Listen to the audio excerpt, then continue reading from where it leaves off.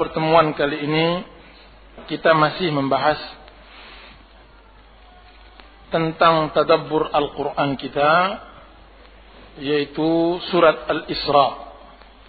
Sekarang pada ayat ke-22 sampai seterusnya. Al-Isra ayat 22. A'udzu billahi minasyaitonir rajim. Bismillahirrahmanirrahim. لا تجعل مع الله إلها آخر فتقعد مذموما مخذولا وقضى ربك ألا تعبدوا إلا إياه وبالوالدين إحسانا إما يبلغن عندك الكبر أحدهما أو كلاهما فلا تقل لهما أف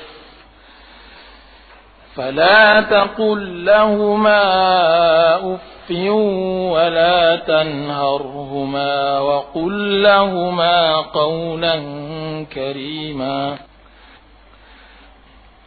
واخفض لهما جناح الذل من الرحمة وقل رب ارحمهما كما ربياني صغيرا. Allah subhanahu wa ta'ala berfirman, La taj'al ma'allahi ilahan akhar. Sekarang masuk kita ke dalam perintah-perintah Allah subhanahu wa ta'ala yang dimuat oleh Allah subhanahu wa ta'ala di dalam kitab-kitab sebelumnya. Allah subhanahu wa ta'ala mengatakan, La taj'al ma'allahi ilahan akhar. Jangan engkau jadikan bersama Allah ilah yang lainnya. Fataq'uda mazmuman makhdula. Niscaya engkau akan duduk dalam keadaan hina dan dalam keadaan tercela.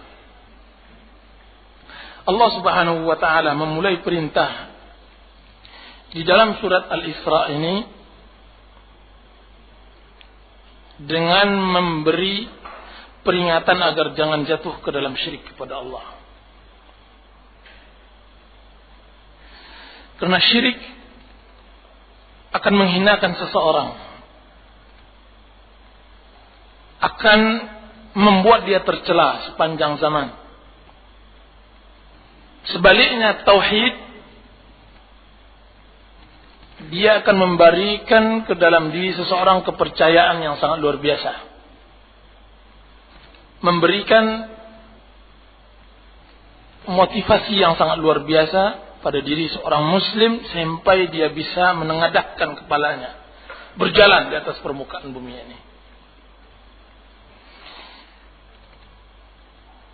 Oleh sebab itu kita lihat bagaimana perbedaan jauh antara kaum Quraisy pada zaman jahiliyahnya dengan kaum Quraisy setelah mereka menerima Islam, tauhid sebagai agama mereka. Lihat bagaimana mereka dijadikan bahan permainan oleh dua kerajaan besar pada waktu itu. Dan salah satu bentuk bahan permainan mereka adalah yaitu pasar Ukaz, yang mana kaum Quraisy di sana bertarung dan dijadikan bahan olok-olokan dan semacamnya bagi orang-orang Romawi atau maupun Persia. Kan tapi ketika Islam sudah masuk ke dalam diri mereka, tauhid membuat kepercayaan diri yang sangat luar biasa.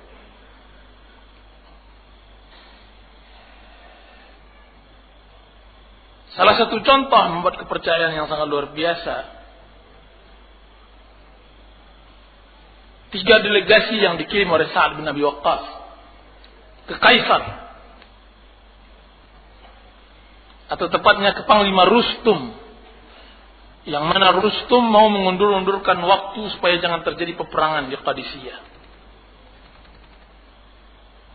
Coba lihat bagaimana salah seorang mereka datang dengan membawa kuda dekilnya, pakaian yang lusuh. Kemudian dia masuk dengan kudanya, dengan wibawanya begitu, dan menabrak apa yang ada di hadapannya dari permadani, dari bantal-bantal yang indah.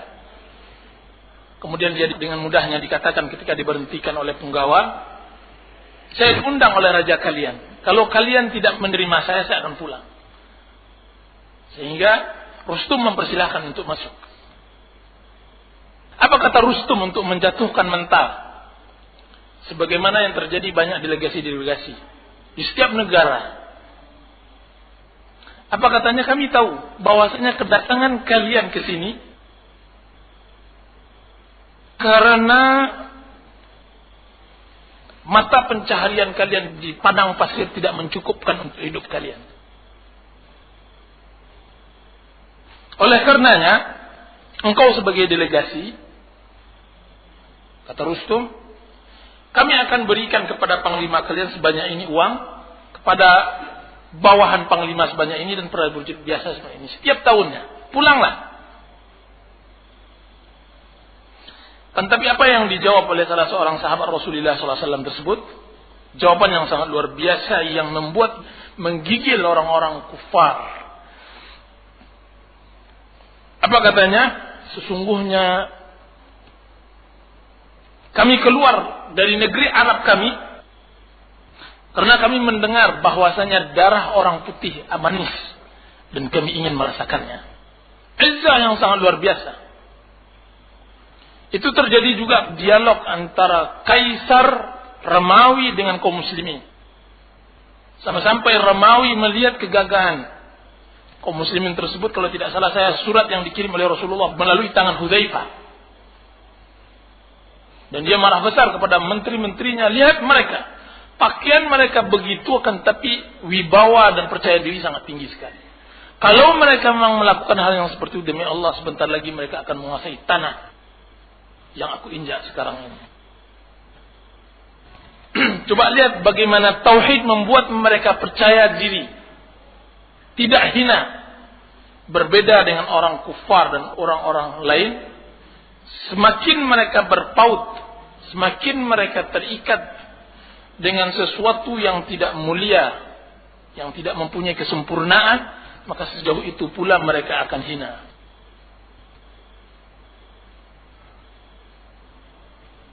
Oleh sebab itu Allah Subhanahu wa taala mengulang kembali kewajiban untuk mentauhidkan Allah Subhanahu wa taala pada ayat berikutnya. Wa qada rabbuka alla ta'budu illa iyyah. Allah memerintahkan kalian agar tidak mengibadatinya kecuali kepadanya dan tidak mensyirikatkannya. Ini yang dikatakan oleh delegasi Rasulullah SAW. Katanya, Innallaha akhrajana min ibadatil ibad ila ibadati rabbil ibad. Sungguhnya Allah mengeluarkan kami dari peribadatan kepada makhluk menjadi peribadatan kepada Rabb makhluk. Oleh itu dikatakan wa qada rabbuka alla ta'budu illa. Diperkuat kembali perintah untuk mentauhidkan Allah Subhanahu wa taala. Dan perlu diingat bahwasanya tauhid adalah ajaran para anbiya dan para mursalin, para nabi dan para rasul. Mulai zaman Nabi Nuh alaihi salam sampai Nabi kita Muhammad sallallahu alaihi wasallam. Kemudian dilanjutkan kewajiban yang kedua. Wabil walidaini ihsana. Agar berbuat baik, berbakti kepada kedua orang tua.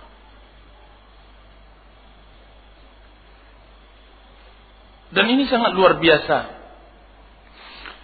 Di dalam Al-Quran, hubungan antara ayah dengan anak ada dua macam perintah. Jika seandainya Allah berbicara kepada seorang anak, Allah memerintahkan untuk berbakti kepada orang tuanya, berbuat baik. Akan tapi jika seandainya Allah berbicara kepada ayah untuk anaknya, maka Allah memerintahkan bahwa janganlah kalian jadikan anak kalian fitnah. Bukankah Allah Subhanahu wa taala yang mengatakan innama amwalukum wa auladukum fitnah? Sungguhnya anak-anak kalian, harta-harta kalian adalah fitnah. Apa hikmah dari ini? Seorang ayah tidak boleh mencintai lebih kepada anaknya. Sebaliknya seorang anak tidak boleh membenci begitu kepada ayahnya. Karena sudah begitu berlalu, setiap anak biasanya tabiatnya adalah durhaka kepada orang tuanya. Kebalikannya, setiap ayah kebiasaannya begitu cinta kepada anaknya. Nah, yang itu diberikan peringatan dan yang ini juga diberikan peringatan. Jangan sampai seorang ayah terlampau mencintai anaknya sampai dia membuat kekufuran.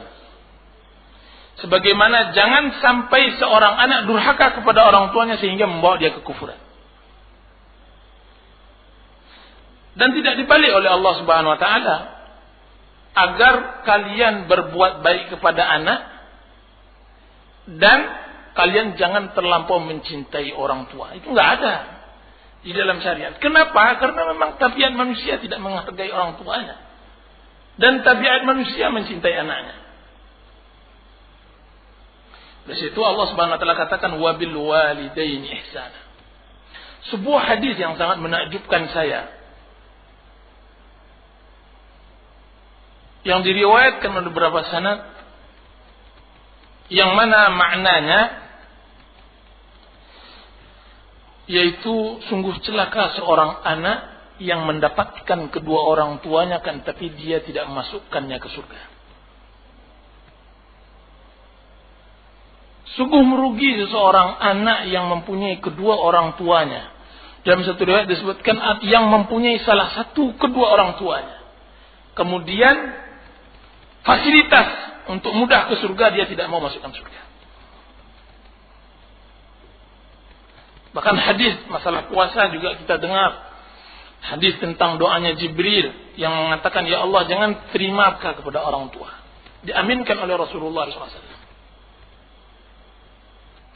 Dan saya tidak melihat memang jalan terdekat untuk menuju surga bagi anak pada zaman kita sekarang kecuali berbakti kepada kedua orang tuanya. Di saat pembangkangan terhadap orang tua sudah banyak. Di saat banyaknya orang-orang yang durhaka kepada orang tua, bahkan membunuhnya.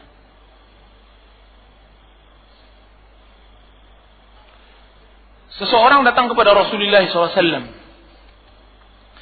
Kemudian dia mengatakan, ya Rasulullah, saya telah melakukan hal yang begini-begini dan semacamnya. Kalau tidak salah saya, riwayat itu menerangkan dia melakukan perzinaan atau dia melakukan perkosaan terhadap mayit perempuan yang baru dikuburkan. Kemudian dia curi kapannya. Dosa besar itu. Mayit yang mestinya manusia jijik untuk melakukan perlakuan hal yang tidak senonoh seperti itu, dia yang melakukan. Kemudian setelah itu diambil lagi kapannya. Kemudian dia mengatakan kepada Rasulullah, saya telah melakukan dosa yang tidak terampunkan ya Rasulullah. Apakah ada sarana untuk bisa minta taubat? Apa kata Rasulullah SAW? Apakah engkau masih mempunyai ibu? Dia mengatakan tidak. Apa kata Rasulullah SAW? Demi Allah, jika seandainya engkau mempunyai ibu, saya berharap dosamu bisa diampunkan oleh Allah Subhanahu wa taala. Zaman sekarang ibu yang dibunuh. Bayangkan kalau seandainya ada seseorang yang datang bertaubat, kemudian dia mengatakan, Pak Ustadz, saya telah membunuh orang tua saya. Apa yang kita jawab? Pintu surga yang dengan tangannya sendiri dia tutup.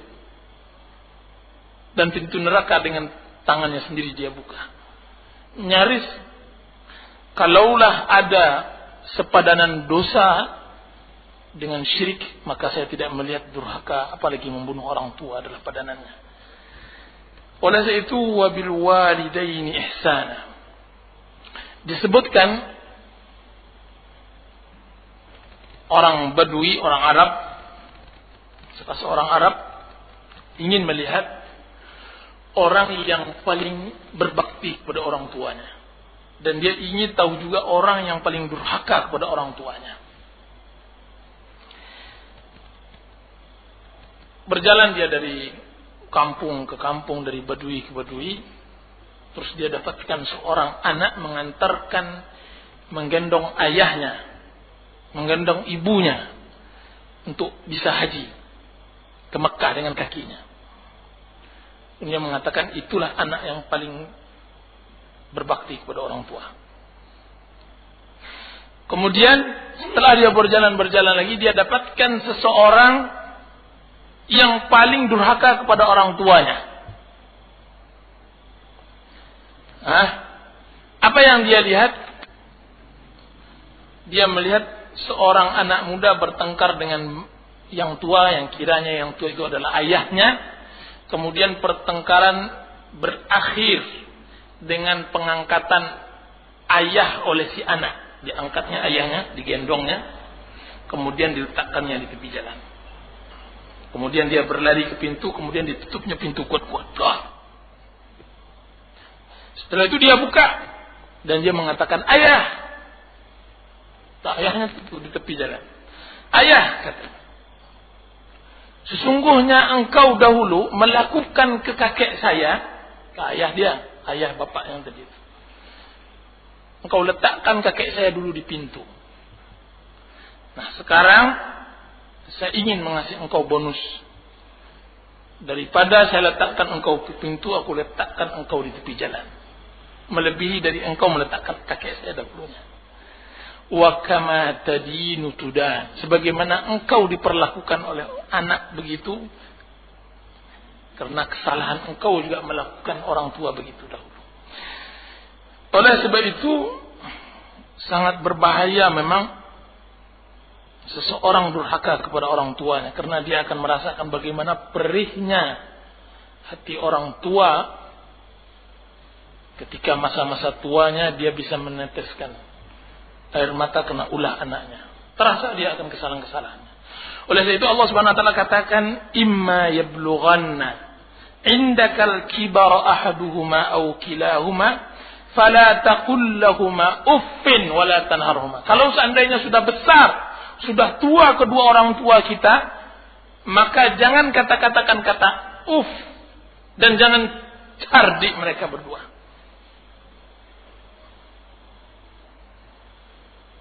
Orang tua yang sudah bersandarkan kepada anaknya, perasaannya sangat halus, sensitif. Sedikit ucapan yang mungkin kita tidak sengaja untuk menyalahkan sang ayah, dia bisa mengeluarkan air mata.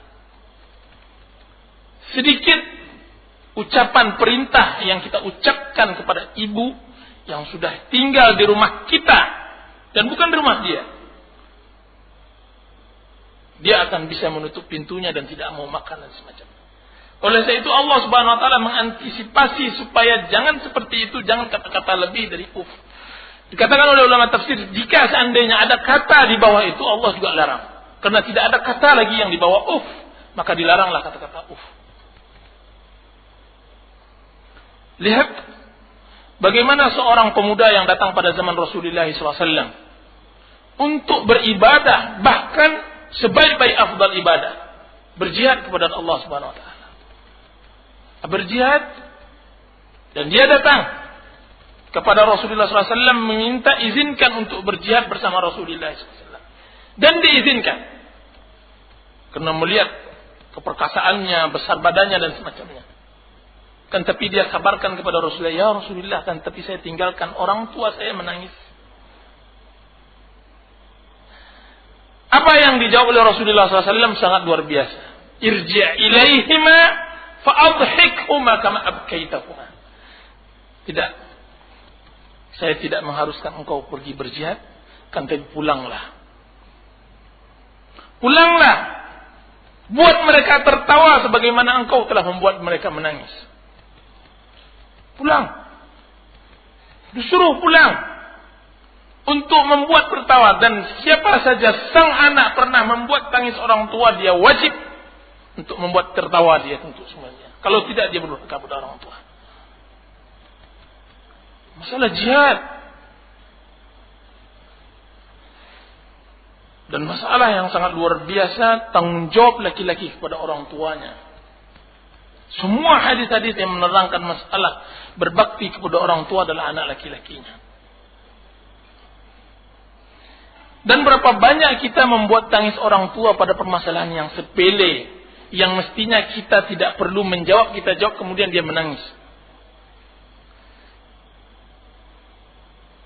Berapa banyak orang tua kita tinggalkan dalam keadaan sendirian, kita hanya sebatas mencari kenikmatan sedikit dunia, hanya sebatas karena kita bekerja di sebuah perusahaan yang mengharuskan kita tinggal di sana. Kemudian kita tinggal dia sendirian di kampungnya, kemudian kita tinggalkan dia di dalam keterasingan dan semacamnya. Berapa beban mental yang dia besarkan kita, kemudian kita tinggalkan dia. Rasulullah SAW masalah jihad, irji', kembalilah. Tertawakan mereka sebagaimana engkau telah membuat dia menangis. Lihat pada zaman Umar bin Khattab radhiyallahu anhu, seorang anak namanya Kilab, seorang pemuda namanya Kilab.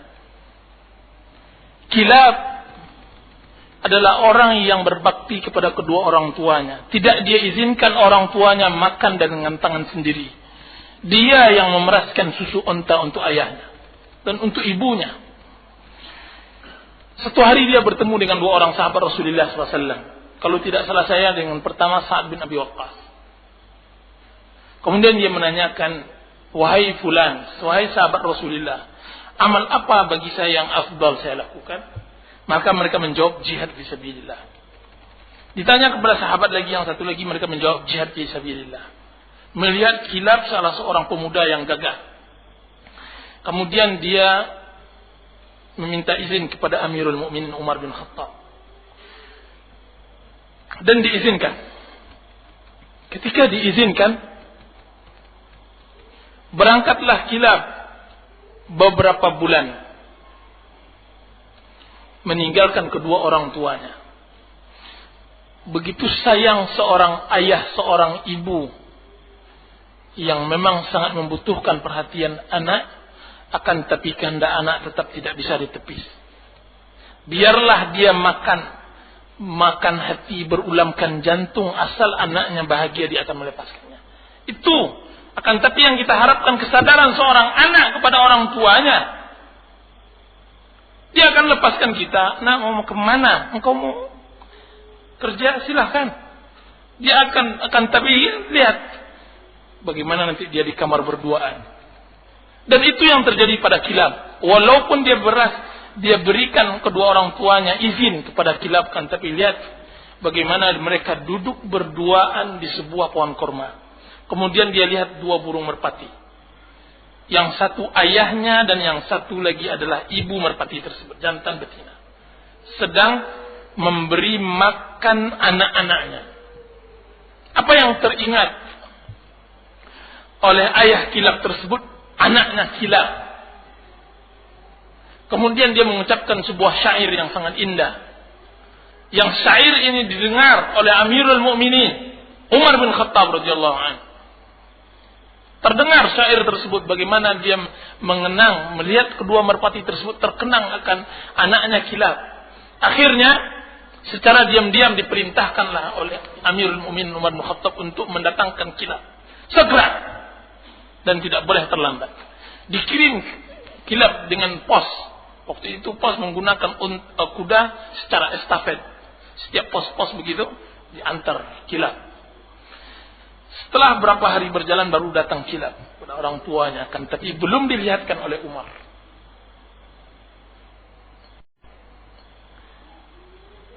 Ketika itu Umar bertanya kepada Kilab sebelum bertemu orang tuanya, apa kira-kira yang engkau selalu lakukan wahai Kilab selama engkau bersama orang tua engkau?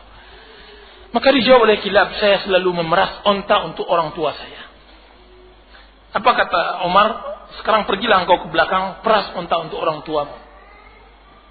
Diperas oleh Kilab, kemudian dimasukkannya ke atas mangkok. Kemudian Umar keluar membawa mangkok yang hasil perasan Kilab. Kemudian dia mengatakan, wahai ayah minumlah, wahai bapak minumlah, wahai ayah Kilab minumlah. Sang ayah minum. Dan ayah tadi sudah tua dan sudah buta-buta karena tua.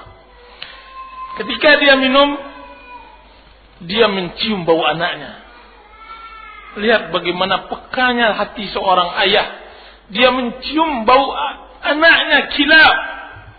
Kemudian dia mengatakan, wallahi ya Amirul Mukminin, kalaulah bukan Kilab jauh, maka saya akan menyangka bahwa Kilab ada di sebelah dinding saya ini.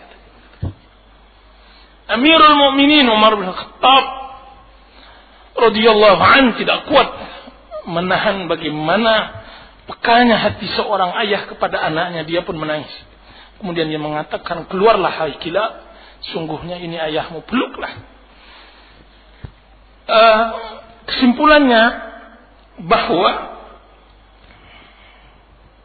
hendaknya seorang anak sangat mengerti dan mencamkan bahwa sarana untuk memasukkannya ke surga salah satunya pada zaman sekarang adalah berbakti kepada orang tua. Baik. Kemudian Allah Subhanahu wa taala mengatakan, "Wakhfid lahumā janāha-dzulli minar rahmah." Rendahkanlah sayap kehinaan untuk mereka berdua dari kasih sayang. Wa qur rabbirhamhuma kama rabbayani shaghira. Dan katakanlah, Rabbi, wahai Rabbku, kasihinilah mereka berdua sebagaimana mereka telah mendidikku semasa kecil. Tidak cukup dengan ucapan. Maksudnya tidak cukup dengan perbuatan saja. Seorang anak bagaimanapun dia akan besar. Dan biasanya anak akan mempunyai taraf pendidikan dan kedudukan jauh di atas orang tuanya. Apalagi pendidikan yang kosong dari ajaran agama akan membuat anak dihormati di masyarakat. Dan ini kadang-kadang terbawakan kepada orang tua yang miskin, yang tua renta dan semacamnya, ayahnya sendiri.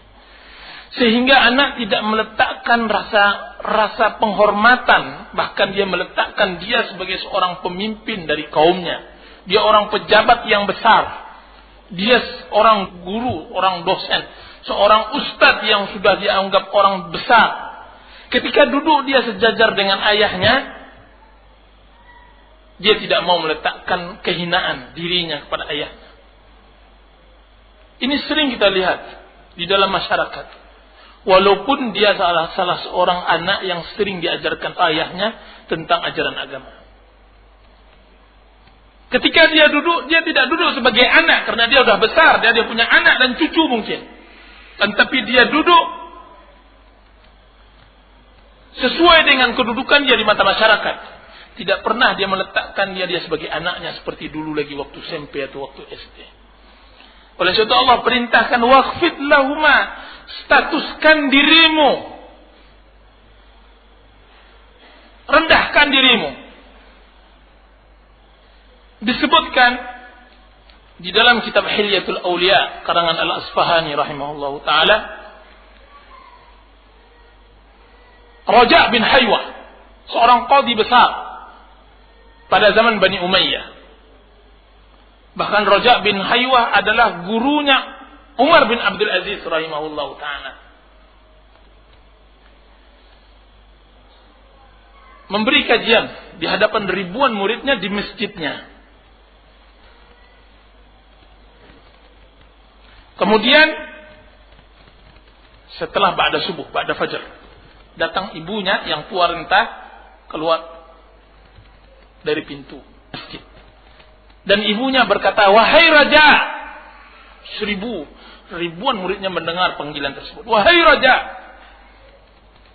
Apa jawaban Raja? Labbaika wa sa'daika ya ummah. Aku penuhi panggilanmu wahai ibu. Apa? Hari sudah pagi. Tolong beri makan anak ayam. Dia langsung menutup buku hadisnya, kemudian dia langsung berangkat. Dia cium tangan ibunya, dia cium semua perintah ibunya. Karena dia tidak meletakkan dia sebagai seorang ulama, tapi dia letakkan dia sebagai seorang anak yang patuh pada orang tua. Waqfid lahuma janahadzul. Kehinaan. Dan saya masih melihat berapa orang yang berbakti kepada orang tuanya padahal posisinya, status sosialnya di masyarakat sangat tinggi. Masih dia membimbing orang tuanya, masih dia yang menyiapkan sepatu ayahnya, sandal ayahnya. Sedangkan dia sudah doktor, sudah profesor dan sebagainya. Contoh bagi kita-kita yang tepatnya yang sering saya lihat adalah Syekh Abdul Razak bin Abdul Husin Abbad hafizahullah taala. Syekh Abdul Razak, anaknya status sosialnya sudah profesor doktor mengajar di S3 atau S2 di Universitas Islam Madinah. Kan tapi bersamaan dengan itu beliau tidak segan-segan bagaimana dia berbakti kepada ayahnya yang juga ulama seperti Abdul Muhsin Abbad untuk mengambilkan sandal, untuk mengambilkan sepatu dan membimbing orang tuanya memang sudah. Wa qur rabbirhamhuma, akan tapi juga bersamaan dengan itu hendaklah berdoa kepada orang tua, untuk orang tua kita. Berikan mereka kasih sayang ya Rabb, tuntun mereka ke jalan hidayah. Sebagaimana saya telah mendapatkan hidayah, berikan kepada mereka hidayah. Kenapa kita mendoakan kedua orang tua? Karena hasil mereka telah menggunakan rebaya, sebagaimana telah mereka didik aku semenjak kecil. Semakin besar didikan orang tua tentang agama kepada kita, semakin besar tanggung jawab kita untuk mendoakan orang tua. Semakin besar orang tua memperhatikan didikan agama untuk kita sewaktu kecil, semakin besar tanggung jawab kita untuk berbakti kepada orang tua. Begitu dikiaskan kepada yang lain. Supaya siapa saja yang sudah kita anggap orang tua yang dia telah mendidik kita didikan agama, maka layak kita mendoakannya. Dari ustadz-ustadz, dari buya-buya yang telah mengajarkan kita, dari dosen-dosen yang telah mengajarkan didikan agama. Jangan lupakan. Kalau dia pelaku bid'ah, ajak dia kepada sunnah. Kalau seandainya dia pelaku syirik, ajak dia kepada tauhid. Dengan berbagai cara, berbagai sarana, dengan doa, dengan panggilan baik dan semacamnya. Sudah itu Allah Subhanahu wa taala katakan, Rabbukum a'lamu bima fi nufusikum. In takunu salihin fa innahu kana lil awwabin ghafura. Rabb kalian, dialah yang maha tahu tentang yang ada di diri kalian, di diri kita. Jika seandainya kita menjadi yang saleh, sesungguhnya Allah Subhanahu wa taala bagi orang-orang yang awwabin, bagi orang-orang yang kembali, maha pengampun. Di sini Allah Subhanahu wa taala mengatakan Allah mengetahui yang ada di diri kita, baik yang buruk maupun yang baik. Sejauh mana kita beribadah kepada Allah dan berbakti kepada kedua orang tua. Allah yang mengukur keimanan kita. Allah yang mengukur kasih sayang orang tua kita kepada kita. Demi Allah, kasih sayang kepada orang tua jika seandainya tidak ditopang dengan agama, maka semuanya adalah kasih sayang dusta. Bohong seorang anak akan cinta kepada orang tuanya yang sudah renta begitu. Akan tapi ada sebagian orang yang Allah ilhamkan kepadanya bahwa dia membersihkan kotoran orang tuanya jauh lebih nikmat daripada dia berwangi-wangian dan semacamnya, dari pahala yang dia tunggu kepada Allah Subhanahu. Ini yang sangat luar biasa. Tidak ada rasa jijik lagi. Kenapa? Karena pahala yang dia tunggu pada Allah Subhanahu wa taala sangat besar. Allah yang mengetahui yang dalam kasih sayang cinta kita kepada orang tua. Sejauh itu pula Allah akan menilainya. In takunu salihina, jika seandainya kita benar-benar saleh, maka Allah Subhanahu wa taala akan mengampuni dosa-dosa kita yang lain. Allah mengampuni dosa-dosa kita yang lain. Berapa banyak Allah Subhanahu wa taala mengampuni dosa kita karena kelebihan kita untuk melakukan satu amal. Kita mungkin dalam satu beberapa hal mungkin ada taksir, mungkin ada kelalaian, mungkin ada kesalahan. Akan tapi Allah akan melihat kelebihan kita di dalam beramal. Ada sesuatu yang benar-benar Allah akan pikirkan. Dan amal yang dapat dibanggakan yang sangat besar di sisi Allah Subhanahu wa taala adalah dua. Mentauhidkan Allah dan berbakti kepada orang tua. Allah mungkin memaafkan dosa kita yang lain karena gara-gara kita berbakti kepada orang tua. Allah juga bisa mungkin memaafkan kita kepada dosa yang lain karena kita mentauhidkan Allah dengan sebenar-benar tauhid. Kemudian dilanjutkan pada permasalahan yang berikutnya. Wa ati dzal qurba haqqahu wal miskin wa ibnas sabili wa la tubadzir tabdzira. Innal mubadzirina kanu ikhwanasy syayatin wa kana asy-syaitanu li rabbih kafura. وَإِمَّا تُعْرِضَنَّ عَنْهُمُ ابْتِغَاءَ رَحْمَةٍ مِّن رَّبِّكَ تَرْجُوهَا فَقُل لَّهُمْ قَوْلًا مَّيْسُورًا.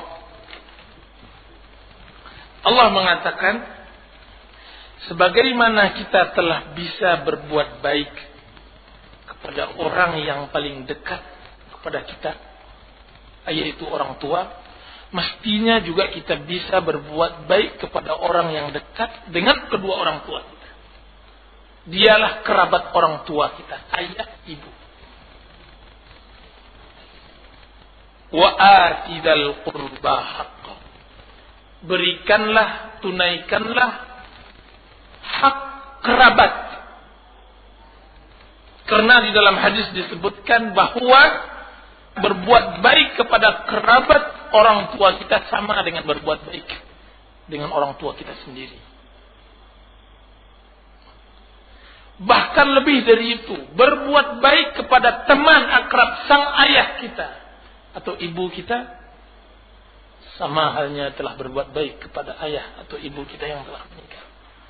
Ini Abdullah bin Umar. Setelah wafat ayahnya Umar bin Khattab radhiyallahu anhu, berselisih jalan dengan orang tua renta. Abdullah bin Umar menggunakan kendaraan kuda, sedangkan orang tersebut berjalan. Ketika melihat orang tua tersebut, Abdullah bin Umar turun, kemudian berbincang, bertanya tentang keadaannya, kemudian dia letakkan serbannya ke orang tua tersebut, kemudian diangkat orang tua tersebut, kemudian mengantarkannya kepada tujuannya.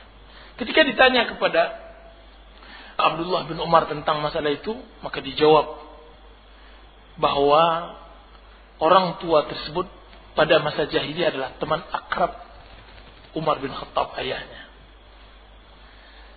Dan ini sangat luar biasa. Karena kita tahu bahwa perjalanan hidup orang tua kita yang paling mengetahuinya adalah kerabat orang tua kita. Kerabatnya. Kawan-kawannya. Dengan kita berbuat baik kepada kerabat itu, akan mengenang kerabat tersebut akan masa-masa indah semasa orang tua kita masih hidup. Onde mayung ilak banam song nasib anak nasib besanu Tuhan. Didoakannya orang tua kita gara-gara kita berbuat baik. Sekalipun orang tua kita preman atau sebejat-bejatnya orang, dia akan menyebutkan kebaikan.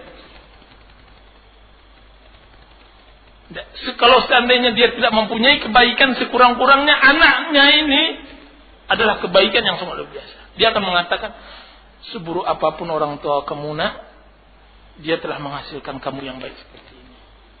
Itu yang akan dia sebutkan. Dan nyaris semua orang yang kita berbuat baik dari kerabat, semua menceritakan masalah orang tua. Dia akan menyebutkan, beruntung sekali nasib si fulan, walaupun dia dah meninggal, karena dia telah melahirkan anak si fulan. Dia begitu. Mengingat hal itu akan mendapatkan pahala dan sekurang-kurangnya doa orang tadi kepada orang tua kita. Itu salah satu hikmah kenapa kita harus mendekatkan. Wa atidal qurba haqqahu. Sudah itu datang lagi, kalau seandainya kita mampu menjalankan berbuat baik hak kepada kerabat kita, maka ada lagi hak-hak yang lain. Miskin, orang-orang miskin, ibnu sabil, juga kita tunaikan. Jika seandainya kita bisa dermawan kepada kerabat, sudah famili, kenapa orang miskin kita tidak bisa dermawan? Ibnu sabil, orang yang terputus dalam jalanan dan sebagainya. Kedua-duanya akan mengantarkan kepada kita kebahagiaan. Orang miskin, dia akan merasa berhutang budi besar kepada kita jika seandainya di saat-saat dia membutuhkan kita bisa mengulurkan bantuan kepadanya. Dia tidak akan lupakan kebaikan itu. Orang ibnu sabil, orang yang terputus perbekalan di saat bersafar, sekaya apapun dia di negerinya, akan tapi kekayaannya tidak ada artinya di saat dia sangat membutuhkan di tempat kita yang mana dia berada. Bantuan apapun yang diberikan, yang kita berikan kepadanya, dia akan ingat. Walaupun di kampungnya orang membantunya sangat luar biasa, dalam artian memberikan kepadanya uang yang sangat banyak, tapi ketika dia terputus perbekalannya di tengah jalan, satu hal yang sangat dia tidak lupakan. Wala tubadzir tabdzira. Janganlah kita membadzirkan harta kita dengan mudahnya. Membadzirkan harta ada 3 macam. Yang paling ringan memubadzirkan di dalam berinfak. Kan tapi ini jarang. Jangan boroslah berinfak tuh. Ingat, ini ada, kan tapi yang sering kita lihat ada di dalam buku-buku dan kitab-kitab. Seorang terlampau dermawan di dalam berinfak. Allah Subhanahu wa taala menyuruh kita jangan berlampau lebih. Karena takut kalau kita begitu dermawan berinfak akan berdampak buruk pada diri kita. Kalau seandainya suatu saat kita membutuhkan uang tersebut, maka kita akan meminta-minta sedangkan kita sudah memberikan kepada orang lain. Ini yang pertama. Dan yang kedua, memubadzirkan, yaitu kita hambur-hamburkan uang untuk kepentingan kita sendiri, kemudian kita berikan kepada fakir miskin secukupnya. Itu mubadzir. Selagi kita bisa hidup, makan sama di tempat yang rasa-rasanya juga sebenarnya nikmat. Kenapa kita harus memilih tempat yang jauh lebih nikmat dari itu? Selagi kita bisa berkendaraan dan kita puas dengan kendaraan tersebut, kenapa kita hambur-hamburkan uang kita untuk membeli kendaraan jauh lebih bagus dari itu? Mubazir. Selagi kita telah cukup menghandphone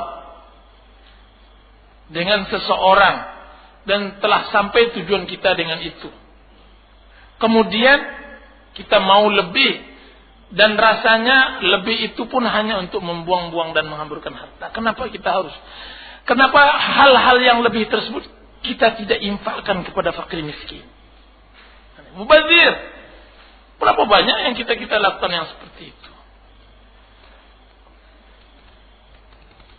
Dan yang ketiga, mubazir dalam artian dia tidak memberikan kepada fakir miskin, dan juga dia tidak memberikan kenikmatan untuk dirinya. Dia simpan, dia tabungkan. Sama dengan ayam mati di lumbung padi.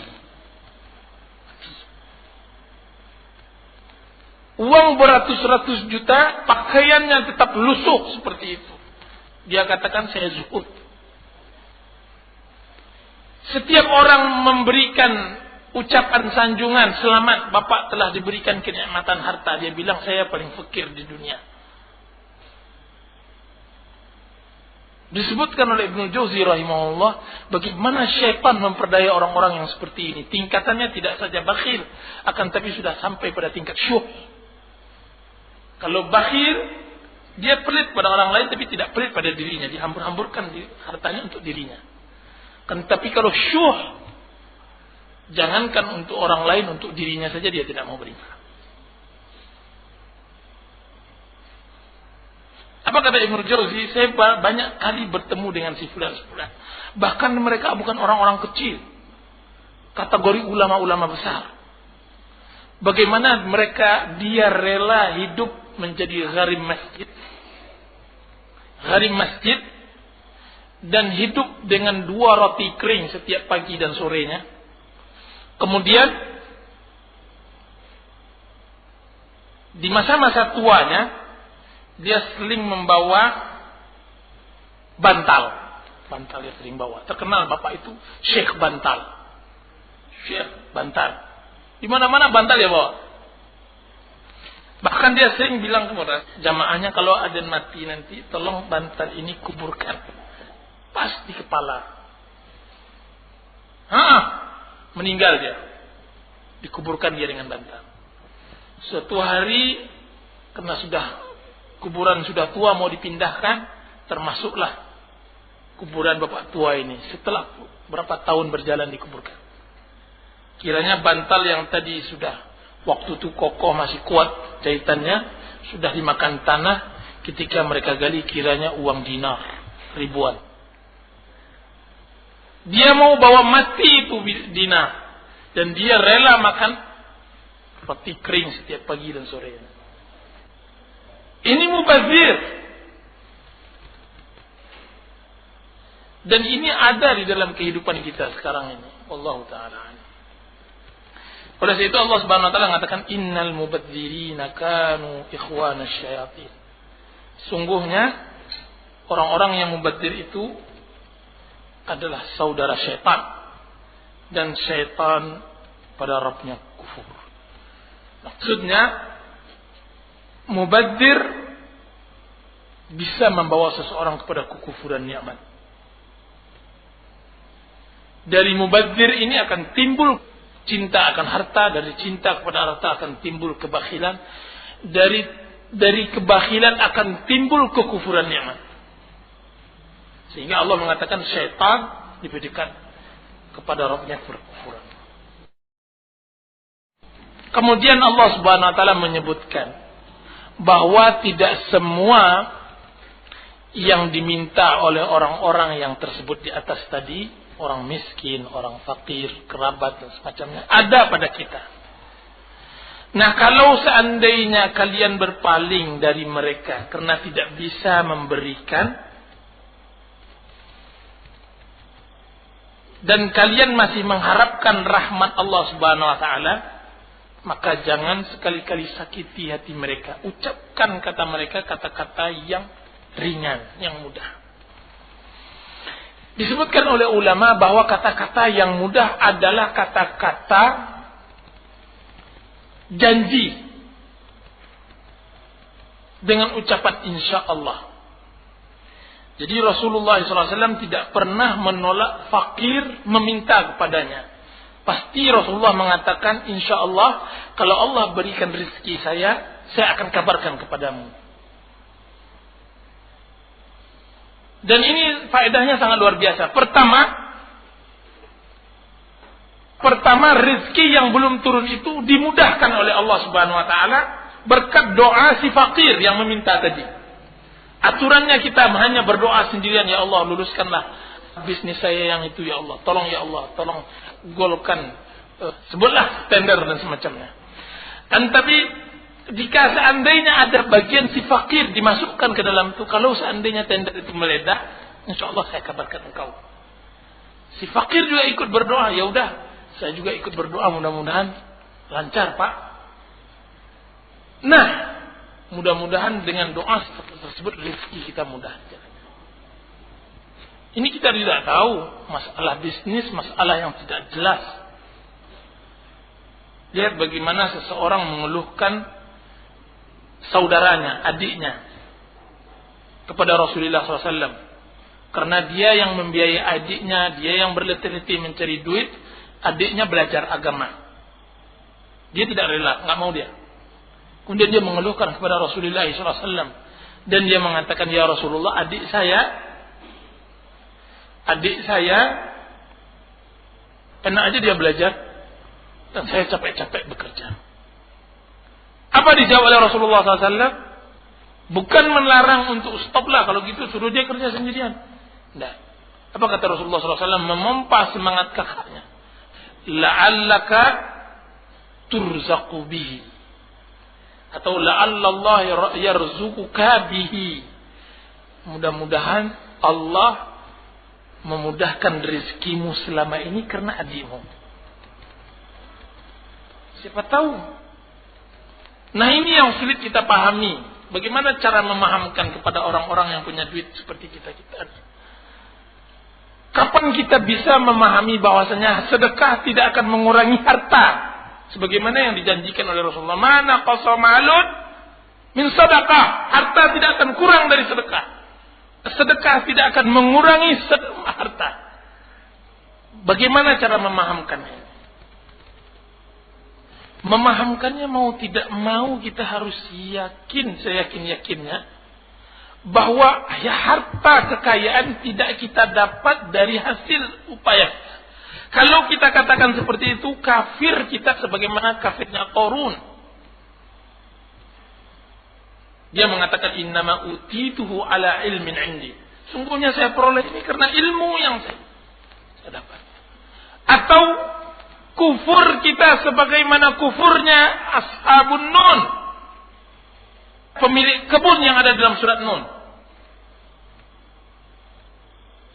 Tapi yakinilah bahwa rizki mudah dan sulitnya cuma di tangan Allah. Dan sebab-sebab lapangnya rizki banyak sekali tidak masuk ke dalam kali-kali bisnis kita. Bukankah silaturahim juga melapangkan rezeki kita? Bukankah memberi fakir miskin juga melapangkan rezeki? Bukankah doa juga melapangkan rezeki? Lihat Mafatihur Rizq karangan Dr. Fadl Ilahi, kunci-kunci rezeki. Semuanya nyaris tidak ada sebab langsung, tapi semuanya sebab-sebab yang tidak rasional secara akal kita, tapi itu yang terjadi pada kita. Kembali kepada permasalahan. Jika seandainya kita pikirkan nasib orang miskin, memang malang nasib mereka. Sudahlah perut kelaparan, badan dingin karena tidak ada pakaian yang cukup untuk membalut badan mereka, gigi menggigil karena tidak ada yang bisa diminum yang bisa memanaskan badan. Kemudian dia datang kepada kita, kemudian kita tega-teganya mengucapkan kata-kata pedih kepadanya. Siksaan yang sangat luar biasa. Jika seandainya sifat ini diberikan kepada orang kaya, maka dia tidak akan bisa tidur kecuali dengan pil. Perut lapar, badan telanjang, hati pedih, luka.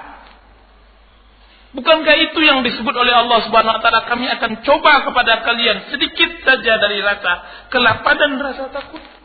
Walanabluwannakum bisyai'in minal khawfi wal ju'i wa naqsin minal amwali wal anfusi wat thamarat. Kami akan coba kalian sedikit saja dari rasa lapar. Sudah itu rasa takut dan sedikit dikurangi Dan ini kalau seandainya manusia yang hidup sederhana, dia tidak akan dapatkan kecuali pada zaman peperangan. Orang fakir miskin dia rasakan setiap harinya. Bangsa setiap hari berbuat kemiskinan.